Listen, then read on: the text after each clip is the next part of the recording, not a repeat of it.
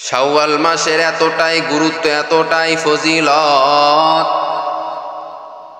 বান্দা রমজানের পরে শাওয়াল মাসকে তুমি অবহেলা করিয়া কাটাও না।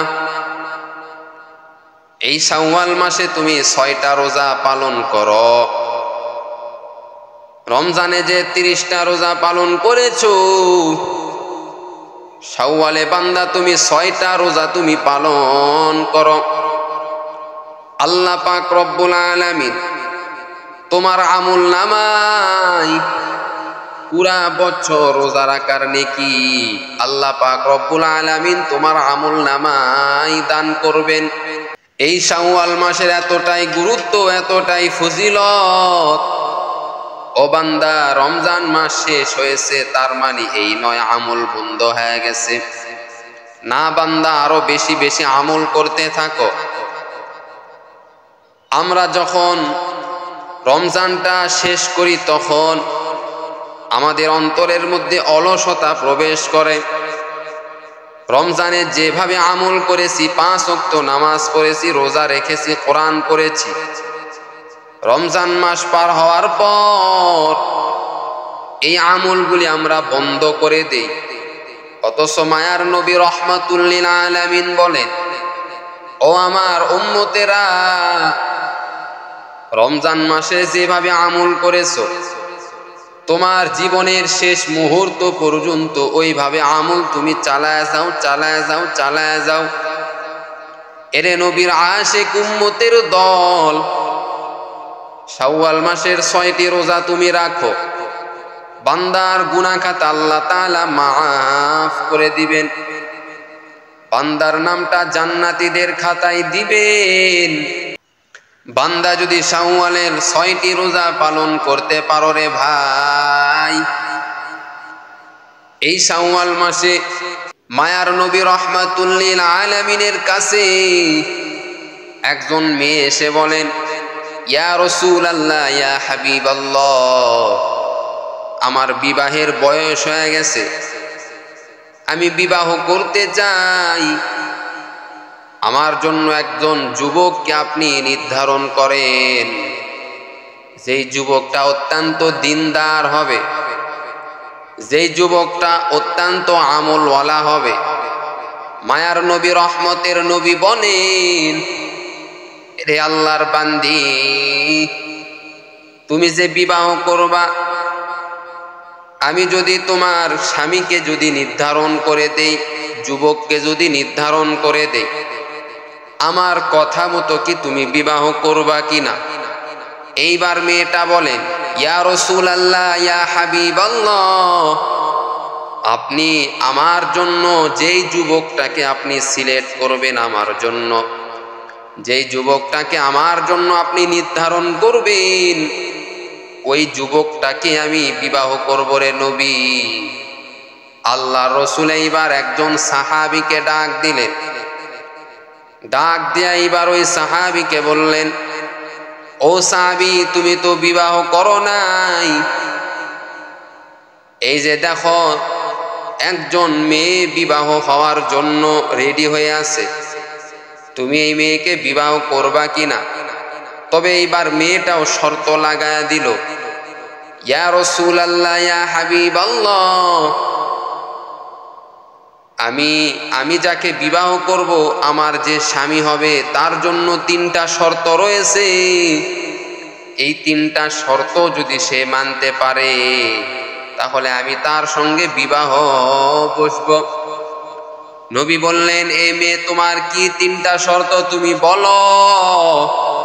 এইবার মেয়েটা বলে, ইয়া রাসূলুল্লাহ, ইয়া হাবিবাল্লাহ, সারাটা রাত ধরে আমার স্বামীকে নামাজ পড়তে হবে। যদি সারাটা রাত যদি আমার স্বামী যদি নামাজ পড়ে, তাহলে আমার স্বামীর সঙ্গে, ওই যুবকের সঙ্গে আমি বিবাহ বসবো, তাকে আমি মেনে নিব। 2 নাম্বার শর্ত হলো, সারাটা রাত তাকে কোরআন পড়তে হবে, কোরআন একটা খতম দিতে হবে। 1 খতম কোরআন যদি প্রত্যেকটা রাতে যদি পড়ে, ইয়া রাসূলুল্লাহ, ইয়া হাবিবাল্লাহ, ওই যুবককে আমি বিবাহ করব। 3 নাম্বার শর্ত হলো, সারাটা বছর রোজা রাখতে হবে। সারাটা বছর যদি রোজা রাখে তাহলে ওই যুবকের সঙ্গে আমি বিবাহ বসতে রাজি রয়েছি। এই তিনটা শর্ত যদি কোনো যুবক যদি মানে, তাহলে আমি মেয়ে প্রস্তুত রয়েছি তার সঙ্গে বিবাহ বসার জন্য। তার সঙ্গে আমি বিবাহ বসতে চাই। আল্লাহর নবী এইবার ওই যুবকটাকে বললেন, ও যুবক সাহাবী, তুমি কি এই তিনটা শর্ত মানতে পারবা কিনা? যদি মানতে পারো তাহলে তুমি এই মেয়েটাকে তুমি বিবাহ করো। এই যুবক সাহাবী এইবার বলতেছেন, ইয়া রাসূলুল্লাহ, ইয়া হাবিবাল্লাহ, অবশ্যই অবশ্যই আমি এই তিনটা শর্ত মানতে পারবো। আল্লাহর নবী এইবার ওই যুবকের সঙ্গে মেয়েটার বিবাহ দিয়া দিলেন। যুবক সাহাবীর সঙ্গে মেয়েটার বিবাহ দিয়া দিলেন। বিবাহ দেওয়ার পরে দীর্ঘদিন তারা সংসার করলো। সংসার করার পরে মেয়েটা এবার আবার নবীজির কাছে আসলেন। এসে বললেন, ইয়া রাসূলুল্লাহ, ইয়া হাবিবাল্লাহ, আপনি কার সঙ্গে আমার বিবাহ দিয়েছেন রে নবী? তাকে যে তিনটা শর্ত দিয়েছি, এই তিনটা শর্ত সে তো মানে না। তাকে যে তিনটা শর্ত দেওয়া হয়েছিল সেই তিনটা শর্ত তো সে মানে না। নবী এইবার ওই সাহাবীকে ডাক দিলেন। ডাক দিয়া বললেন, ও সাহাবী, তুমি কি তিনটা শর্ত মানো না? বলে, ইয়া রাসূলুল্লাহ, ইয়া হাবিবাল্লাহ, অবশ্যই মানি, অবশ্যই মানি, অবশ্যই আমল করি। আল্লাহর নবী ওই সাহাবীকে বললেন, ও সাহাবী, তোমার বিবি তো তোমার বিরুদ্ধে বলতেছে, তুমি কেমনে মানো? এইবার এই সাহাবী বলতেছেন, ইয়া রাসূলুল্লাহ, ইয়া হাবিবাল্লাহ, আমি প্রত্যেকটা দিন ফজরের নামাজ এবং এশার নামাজ জামাতের সঙ্গে আদায় করি। ও নবী, আপনি তো বলেছেন যেই উম্মতেরা, যেই বান্দারা ফজরের নামাজ এবং এশার নামাজ জামাতের সঙ্গে আদায় করবে, আল্লাহ পাক রব্বুল আলামিন সারা রাত নামাজ পড়ার যেই নেকি, সেই নেকি আল্লাহ পাক রব্বুল আলামিন তার আমল নামায় দিয়ে দিবে। ও নবী, আমি তো এই আমল করি, সারা রাত নামাজের আমল তো আমি করি। এইবার নবী বললেন, তারপরে তুমি বলো 2 নাম্বার যে শর্ত ছিল সেই শর্ত মানো কিনা? এইবার এই সাহাবী বলেন, ইয়া রাসূলুল্লাহ, ইয়া হাবিবাল্লাহ, প্রত্যেকটা দিন রাতে ঘুমানোর আগে আমি 3 বার সূরা ইখলাস পাঠ করি। আর আপনি তো বলেছেন যদি কোনো বান্দা সূরা ইখলাস 3 বার পাঠ করে 1 খতম কোরআন পড়ার নেকি তার আমল নামায় দেওয়া হয়। আমি তো প্রত্যেকটা রাত্রে ঘুমানোর আগে 3 বার সূরা ইখলাস পাঠ করি রে নবী। এজন্য আমি তো সারা রাত আমি কোরআন পড়ি, অর্থাৎ কোরআন খতম আমি দেই। এইবার নবী বলতেছেন, তারপরে তুমি বলো 3 নাম্বার শর্ত কি ছিল?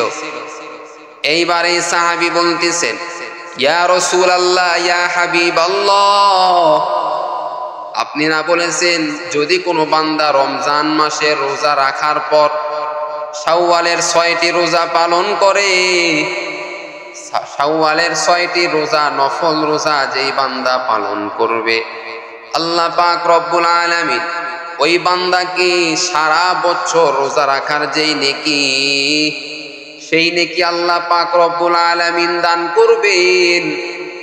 ও নবী, আমি তো রমজান মাসের রোজা রাখি, এরপরে শাওয়ালের 6টা রোজা তো আমি রাখি, তাহলে তো আমি সারা বছর আমি রোজার নেকি পাইতেছি রে নবী।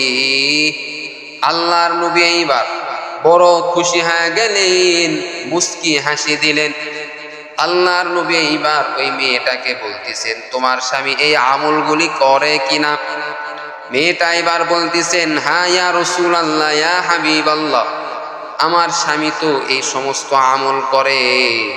আল্লাহর নবী এইবার মেয়েটাকে বলতেছেন, ও আল্লাহর বান্দি, তোমার স্বামী তোমার শর্ত মেনেছে, অতএব আল্লাহ তাআলা তোমার স্বামীকে জান্নাতের মেহমান বানায় দিবেন। তোমার স্বামী তো তোমার এই শর্তগুলি অবশ্যই মানতেছে। তুমি যে 3টা শর্ত দিয়েছো, সারা বছর রোজা রাখতে হবে এবং সারা রাত নামাজ পড়তে হবে এবং রাতে ঘুমানোর আগে 1 খতম কোরআন পড়তে হবে, তোমার স্বামী তো এই সমস্ত আমল তো করতেছে, অতএব আল্লাহ তাআলা তোমার স্বামীকে মাফ করে দিয়েছে এবং তোমার স্বামী তোমার যে 3টা শর্ত, এই শর্তগুলি পূরণ করতেছে। মেয়েটা এবার খুশি হয়ে গেলেন, আরও গভীর তার সঙ্গে সংসার করা শুরু করে দিলেন। এজন্য আমাদের এই 3টা আমল বেশি বেশি করা দরকার। 1 নাম্বার হলো সূরা ইখলাস 3 বার পাঠ করতে হবে রাতে ঘুমানোর আগে। রাতে ঘুমানোর আগে 3 বার সূরা ইখলাস পড়ে আপনি ঘুমাইবেন। ঘুমানোর মধ্যে যদি আপনার মৃত্যু হয়ে যায়, 1 খতম কোরআন পড়ার যেই নেকি, সেই নেকি আপনি পেয়ে গেলেন, আর আল্লাহ তাআলা আপনাকে অবশ্যই মাফ করে দিবে। 2 নাম্বার, প্রত্যেকটা দিন এশার নামাজ এবং ফজরের নামাজ জামাতের সঙ্গে আদায় করতে হবে। 3 নাম্বার হলো রমজান মাসের পরে শাওয়ালের 6টি রোজা আপনাকে রাখতে হবে। সারা বছর রোজা রাখার যেই নেকি, সেই নেকি আপনার আমলনামা আল্লাহ তাআলা দান করবেন। আল্লাহ পাক রব্বুল আলামিন আমাদের সকলকে এই সমস্ত নেক আমল করে কবরে যাওয়ার তৌফিক দান করুক। সকলে বলেন আমিন।